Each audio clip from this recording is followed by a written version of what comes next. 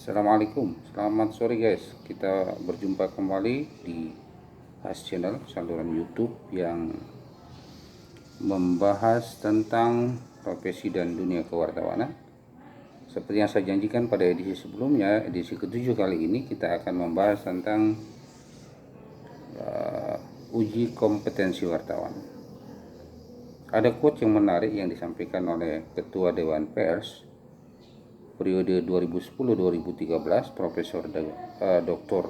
Bagirmanan, SHMCR, dalam sebuah kesempatan membuka lokakarya kode etik jurnalistik di Bandung atau Bogor, maksud saya Bogor, Jawa Barat. Beliau mengatakan begini: tolak ukur utama profesi adalah kompetensi.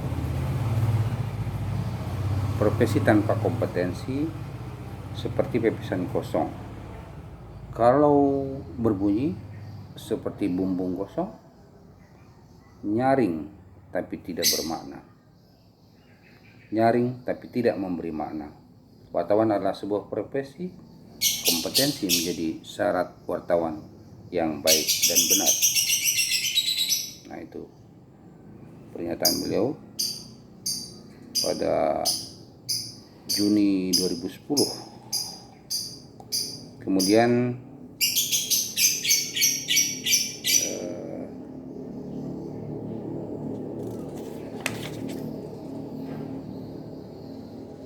standar kompetensi atau uji kompetensi itu terwujud sesuai peraturan Dewan Pers nomor 1 peraturan datar DP _2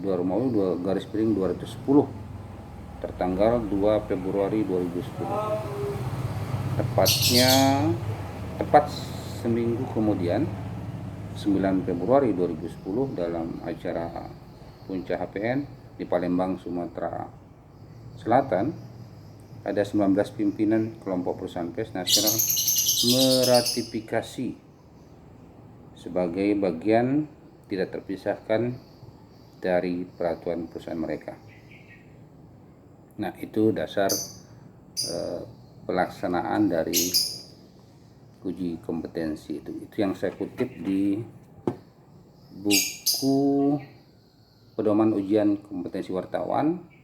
Ini bukunya, kalian bisa mendapatkan nanti dengan mengontak teman-teman PUI Pusat atau Dewan Pers. Kemudian jika ada yang bertanya, di dalam buku ini ada juga dijelaskan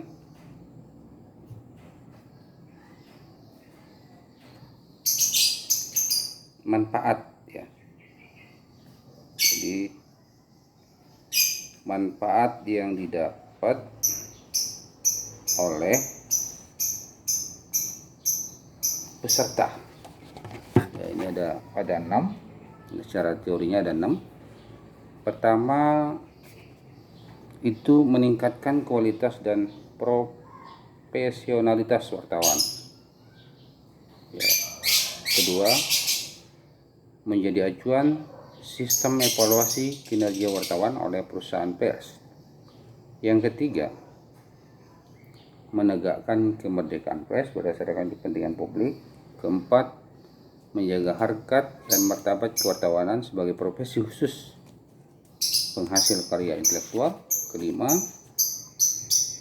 menghindari penyalahgunaan profesi wartawan. Nah, ini salah satu manfaatnya.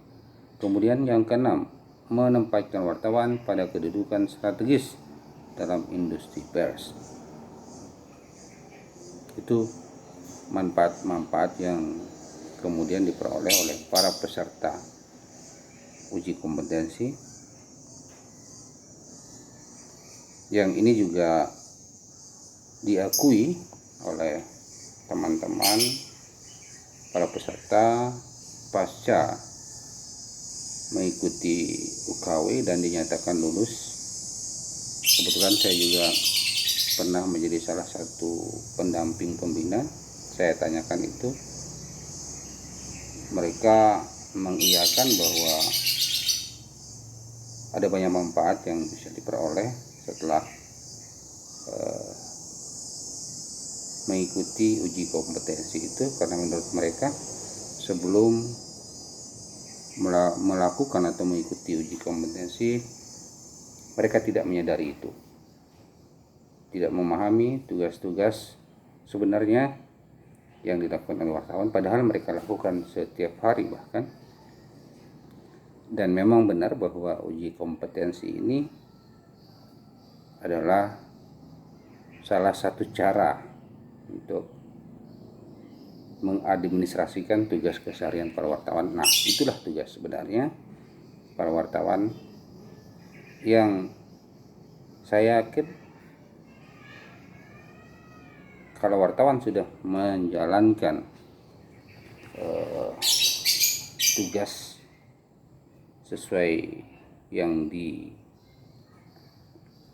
diperintahkan atau yang ditugaskan oleh perusahaan pers atau oleh redakturnya, kemudian oleh Pemret atau redaktur pelaksananya, maka apa yang diujikan di uji kompetensi itulah tugas yang mereka lakukan sehari-hari, sehingga sebagian dari mereka menyatakan tidak asing dengan apa yang dibahas atau yang diujikan di dalam kompetensi wartawan itu.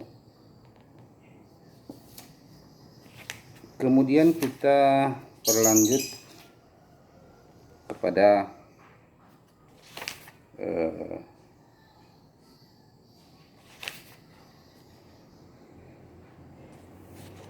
apa sebenarnya kompetensi yang dibutuhkan oleh wartawan saat ini. Ini juga diuraikan di buku ini. Yang pertama adalah kesadaran.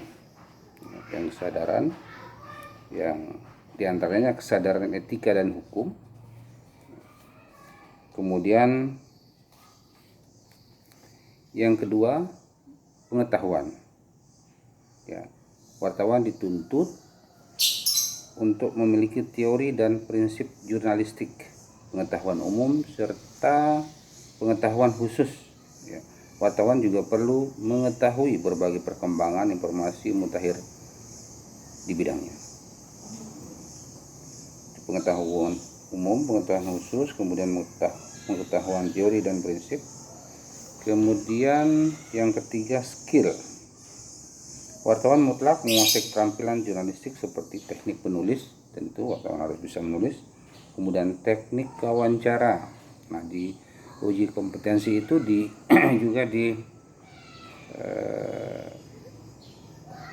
dibekali atau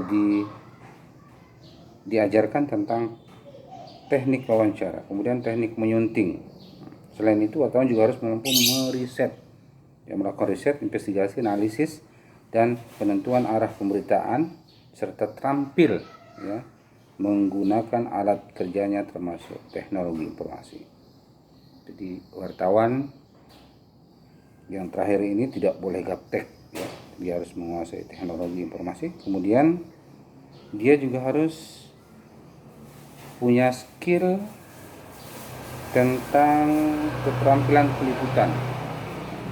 Kita singkat dengan 6M, yaitu keterampilan peliputan, mencakup keterampilan mencari, memperoleh, memiliki, menyimpan, mengolah, dan menyampaikan informasi. Kemudian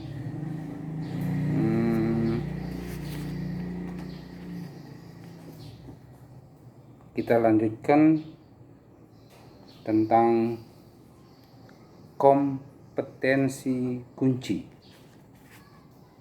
Ini kompetensi yang harus dimiliki wartawan untuk mencapai kinerja yang dipersyaratkan dalam pelaksanaan tugas pada unit kompetensi tertentu. Kompetensi kunci terdiri dari 11 kategori kemampuan. Nah, ini ada 11.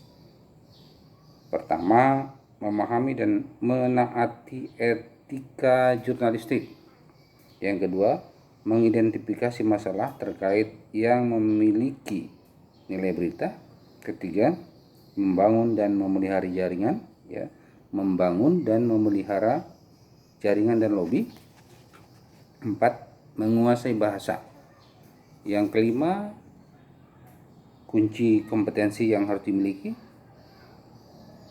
mengumpulkan dan menganalisis informasi, fakta dan data dan informasi bahan berita. Yang keenam, menyajikan berita. Yang ketujuh, menyunting berita. Yang kedelapan, merancang rubrik atau kanal halaman pemberitaan dan atau slot program pemberitaan. 9, manajemen redaksi. Yang ke-10, menentukan kebijakan dan arah pemberitaan.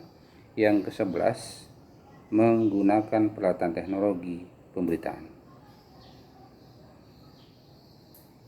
Kemudian kita sedikit menyinggung lembaga penguji. Siapa yang berhak atau yang boleh menjadi lembaga penguji? 1, perguruan tinggi yang memiliki program studi komunikasi atau jurnalistik. Yang kedua, lembaga pendidikan kewartawan-wartawan, lembaga pendidikan kewartawanan. Ketiga, perusahaan pers dan organisasi wartawan.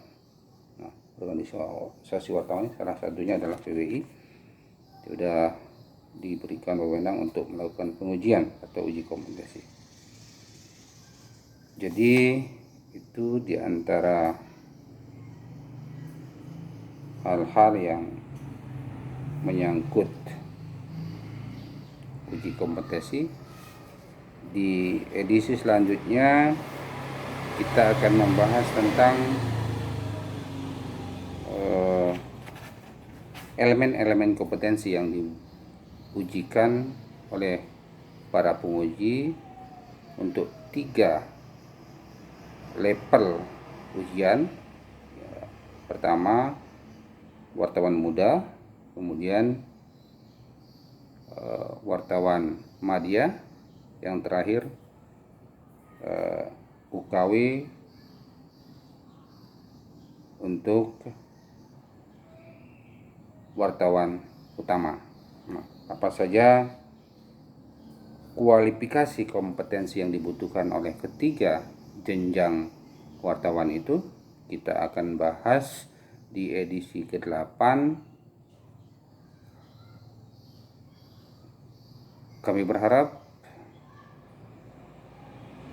pada viewers atau netizen untuk subscribe, like and share, dan harapan yang terbesar juga semoga channel ini, saluran ini bermanfaat bagi khususnya para wartawan yang pemula dan masyarakat yang meminati dunia kewartawanan.